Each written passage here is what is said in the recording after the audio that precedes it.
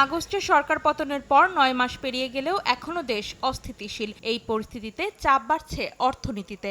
বিশেষ করে হচ্ছে না কাঙ্ক্ষিত বিনিয়োগ, আছে গ্যাস, বিদ্যুৎ সহ জ্বালানি সংকট।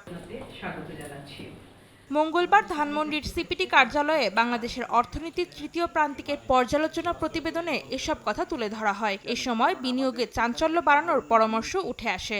গত কয়েক বছরের উচ্চ মূল্যস্ফীতির চাপে জীবনমানের অবনমন যেটা দেখেছে, সেটা থেকে বেরিয়ে আসার একমাত্র উপায় হলো শোভন কর্মসংস্থান সৃষ্টি করা। সেটা করতে গেলে বিনিয়োগে চাঞ্চল্য আনতে হবে। তবে চলমান রাজনৈতিক অস্থিরতার জেরে দেশে কাঙ্ক্ষিত বিনিয়োগ আসবে না, তাই প্রয়োজন স্থিতিশীলতা।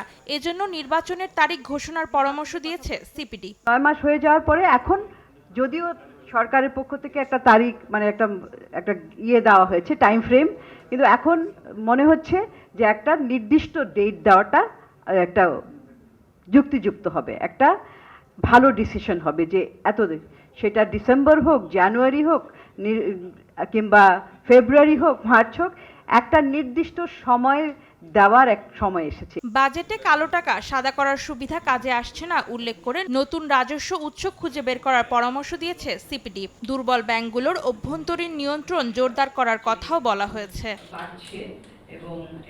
অন্তরা সেন, সময় সংবাদ, ঢাকা।